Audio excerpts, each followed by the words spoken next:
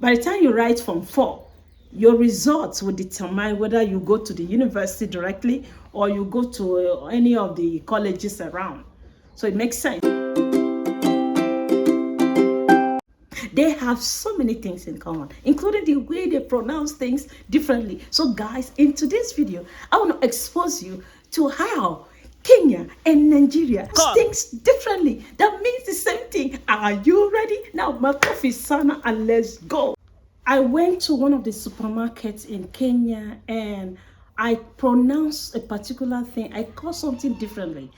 And this is what happened. I was scolded, I was warned, I was corrected, and it was funny to me as a Nigerian. Guys, if this is your first time of coming to my YouTube channel, my name is Regina. Oh my goodness, you're welcome. Please don't forget to smash the button. Let's continue to belong to this growing family. I'm grateful to my subscribers who have been on my side. So guys, this is what happened. I went there and I was pressed, okay? I was down pressed. I approached one of the girls to help me out and I told her, please, I want to use the restroom. And she was like, what is restroom? I told her, okay, my bowel is so heavy. I want to let it down. I had to demonstrate. So because I demonstrated, she took me to where the restroom was and I did my thing and I left. But then she told me, next time you don't call it restroom. Nobody will understand it. So I was corrected. So guys, if you're coming from Nigeria and you want to use the washroom here in Kenya, please just say it the way it is, washroom. In Kenya, it is washroom. In Nigeria, it is restroom, okay? And if you are a Kenyan or wherever you are and you want to go to Nigeria, we call it restroom, okay? It means the same thing. And if you are going to the countryside, okay, we call it in Nigeria village. Here in Kenya, we call it either up country or ushago. Are you getting me? Either up country or ushago. And then we also have water. It's called maji in Kenya, but they also call it water though. But you will likely hear the word maji more. Nataka maji. Tafadhali nataka maji, okay? Please help me. I need water. Give me water, okay? Nataka, I want water. Maybe you want to buy, so you can say either maji or water. In Nigeria, it's purely water, okay? It's water. We also hear the word soda. Yes, when I came newly, I used to take soda. But because of some of my health issues, I had to let it have a back seat. So you don't call it soda in Nigeria. I hope you are getting my point. You don't go to Nigeria and say, I need soda. Here in Kenya, we call it soda. And when you say soda, everyone will understand what you mean. In Nigeria, we call it minerals. Minerals, I need one mineral. It could be Coke. Which one? They now ask you which one. Which of the minerals do you want? Is it Coke? Is it Fanta? Is it Sprite? Stuff like that, okay? I hope I'm making sense. All right, guys, if you are going to school, we have this system here called, I think it's now CBC, okay? Thanks to the late Magoha, oh yes, the late Magoha, Nigerian in-law, okay? All right, he introduced CBC. So we have Form 1, Form 2, Form 3, Form 4. We have in Nigeria JS1, JS2, JS3, SS1, SS2, SS3. All right? In JS3, you write exam, and that exam will determine whether you need to be promoted to SS1 or not. It's a big thing, okay? All right, guys. Here in Kenya, by the time you write Form 4, your results will determine whether you go to the university directly or you go to any of the colleges around. So it makes sense, okay? All right, guys. We also have grandma. In Nigeria, we just call grandma. Here, we call grandparents, grandma specifically, shosho. The word shosho. You know, I love old people. So when I went to one of the countryside, I saw so many of them. And so when they came to greet me, I greeted them, and one of the interpreters had to, address them as shosho. So I had to ask, what do you mean by shosho? What is shosho? So she now told me that she was referring to all of them, that they call grandma, great grandma shosho. Okay, so when you visit one of the countryside, we shall go, which we call here, we shall go, the village. When you visit we shall go, you need to address them as shosho. In fact, they even call it shosh, shosh, right? I hope I'm correct.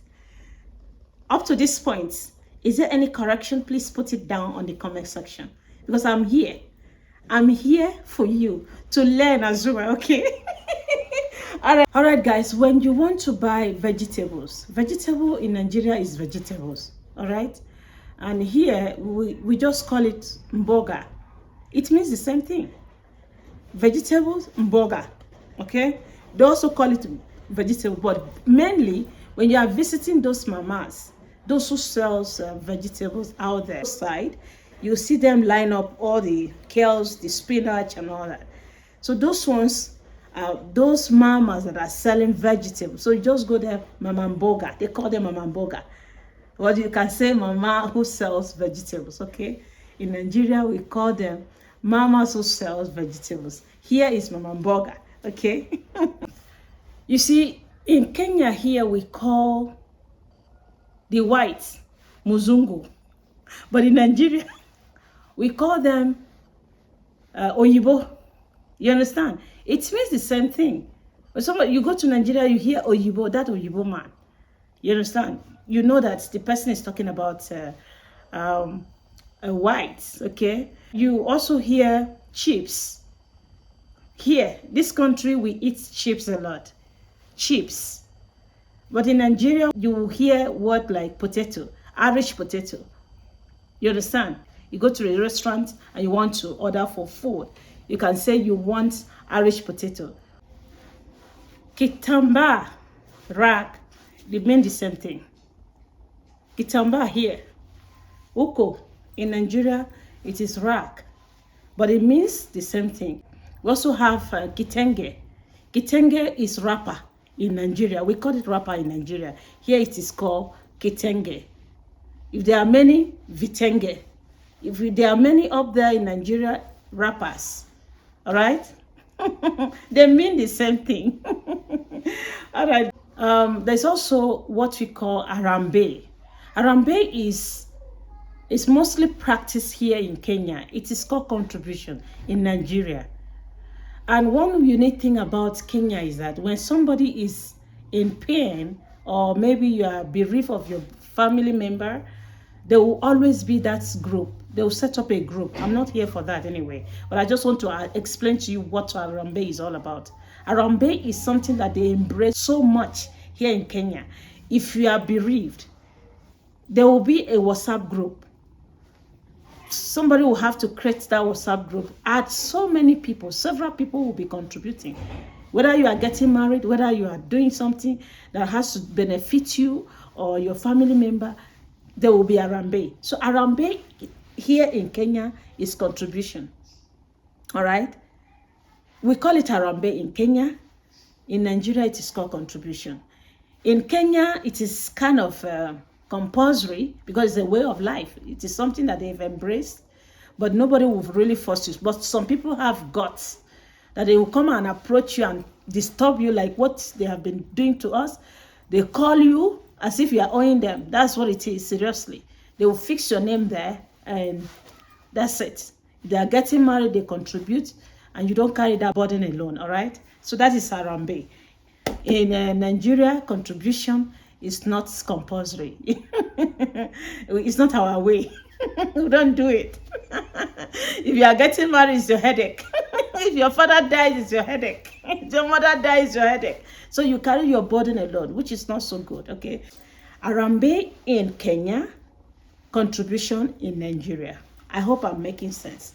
In Nigeria, we call, okay, for instance, for those of us who are working, if you are working, you say you are going to work. Here, they use the word mostly job, but we also use it in Nigeria anyways. I have a job. I'm going to work. Kazi, job. So mostly they are using work, a job here. They use job a lot. They use job a lot. Back there is work. I have a job, but I need to go to work. In Nigeria, it is papa. For those of you who have watched Nigerian movies. All right? So I don't know how you people call it. Please, anything maybe you are not okay with, please just help me. Write it down on the comment section. What do you think about this video up to now? If you have watched it up to this moment, are there corrections so far? Please put it down on the comment section. What do you call papa in your local language? Let us know. In Nigeria, we hear papa. Here is baba. Baba, while you were away. Baba, while you were away, as we had in the other side. Dala, all right? Baba, while you were away in Nairobi. So, Baba. We also use the word Baba in Nigeria, though. But mostly we use Papa. Papa. Papa, what did happen now? Huh? Papa, give me school fees. Make I go school. You understand? So we use that word a lot, okay? Guys, I hope I'm communicating. How do you call father in your place? All these words that I've used today, how do you call it? It doesn't matter where you are watching me from. Please let me know on the comment section how you pronounce things. Is it similar to that of Nigeria or Kenya? How? Are there differences? Let us know. So guys, there's one particular thing that really thrilled me. When one of the Nigerians came visiting me in Kenya, yeah, I think one of them was looking for daspan, as we call it here in Kenya. What I heard was, please, I'm looking for paka. You see, I understood that, but here, nobody will understand the word paka. Paka is in dustpan. When you are sweeping, that rubber thing that you use in packing the dirt or something, in packing the dirt. So it's called here dustpan. We also know that it is called dustpan, but we don't use that word dustpan. Naturally, we call it paka. But paka on the other way around. Paka is a word used for cat here. All right? Isn't that interesting? We call paka quite well, but it's meant for domestic animal called cats. Paka is, so when you come here and say, I need paka, maybe they will go and get a cat for you. So be careful, okay? So paka is, I want to stress on it, paka is cat. Paka means cat in Nairobi, in Kenya generally. But paka means dustpan in Nigeria, okay? Finally, ladies and gentlemen, I want to just tell you this one. When I came newly, I wanted to plant okra around my compound, and I went to Agrovet for okra. After payment, the guy said, do you have shamba? And I was like, what is shamba? Kweli, he said, do you have shamba? And I was at this point, I began to imagine, what is this guy saying? So he now told me, Kweli, you don't know what is shamba? I said, I'm sorry, I don't know what is shamba. So he now told me, if you bought this, shamba means farm. So they use the word so much here. Shamba in Kenya, farm in Nigeria. So when you hear the word shamba, please don't be surprised. They just mean farm, period. Okay? Mimi naenda shamba. I am going to the farm.